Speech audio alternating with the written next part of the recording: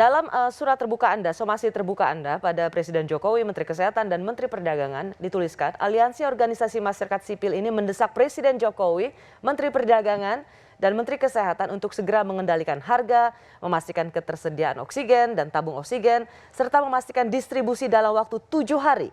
Jika dalam waktu itu tidak terpenuhi, kami akan melakukan langkah-langkah hukum dan konstitusional sesuai ketentuan perundang-undangan yang berlaku. Jadi masih ada, Anda ingin tetap memberikan waktu ya pada pemerintahan Jokowi? Iya, tentu itu sebagai indikator bahwa kita juga bukan dekonstruktif ya, kita konstruktif, kita mendorong tapi juga memberikan waktu dan lain-lain gitu. Kapan Dan batas ini juga waktunya? Kalau Anda katakan 1 minggu, berarti 7 hari, iya berarti tanggal 1 Agustus gitu. Kita akan pantau. deadline.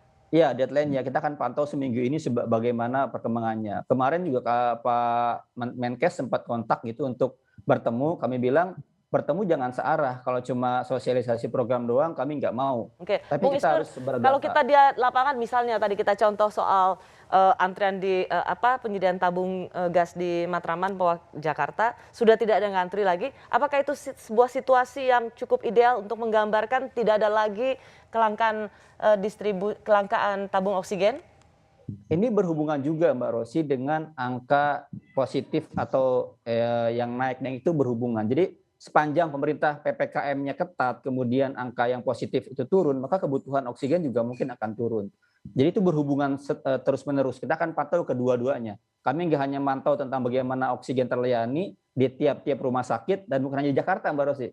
Kita harus juga memberikan spotlight bagi di Bali, kemudian di Papua 23 rumah sakit itu kritis kemarin. Dan di luar Jawa sebenarnya. Iya, di luar Jawa bagaimana? Di pulau-pulau yang lain bagaimana? Nah, Jawa memang terkendali misalnya karena di spotlight media sangat banyak.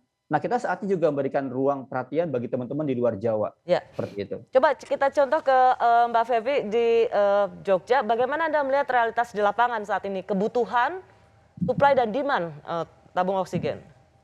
Sampai saat ini masih banyak yang tanya di mana isi.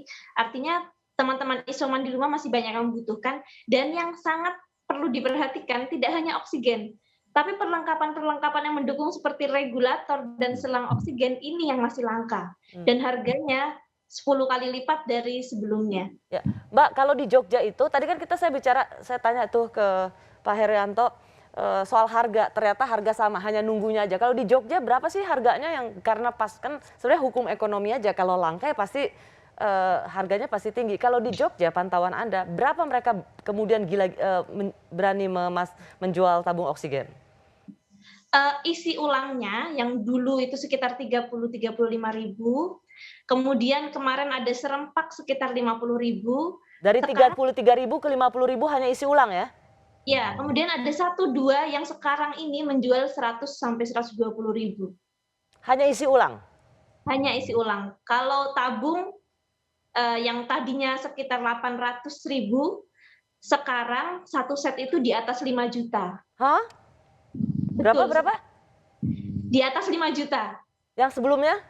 800.000. Yang benar, dari 800.000 ke 5 juta. Ada yang sampai 10 juta jualan tabung itu. Yang benar. Serius, itu bisa dilihat di toko-toko retail itu 10 juta ada yang jualan.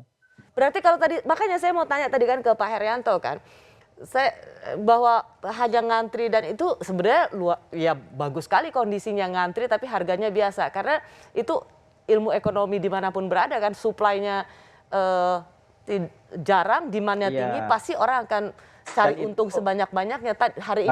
Malam ini saya mendengar realitas yang selama ini saya dengar. Pemerintah punya kewajiban di Undang-Undang Perdagangan, barang-barang yang seperti ini harus dikendalikan. Jadi nggak bisa misalnya para pedagang tuh liar naikin harga yang kemudian itu menjadi kesempatan buat para broker, buat para mafia menimbun. Mencari untung. Itu kan kejadian masker juga dulu Mbak Rosi, sampai 30.000 per box. Banyak yang menimbun. Itu diperjualbelikan bebas di banyak toko-toko online juga gitu. Baik, Anda memberikan deadline pada pemerintah 1 Agustus supaya harga oksigen, misalnya kalau kita bicara soal oksigen, pasokan oksigen tersedia dan harga terkendali di 1 Agustus untuk seluruh Indonesia. Jika itu fakta realitas di lapangan tidak Anda lihat, apa yang akan Anda lakukan? Seperti yang Anda katakan, sesuai dengan hukum dan aturan perundang-undangan yang berlaku. Ya, ada banyak pilihan-pilihan. Tentu kami akan bawa ke pengadilan. Kita harus belajar dari banyak kasus Mbak Rosi. Kasus internet blokir di Papua, kasus ujian nasional, itu sangat banyak pemerintah dinyatakan melanggar hukum dan dihukum untuk misalnya melakukan beberapa tindakan.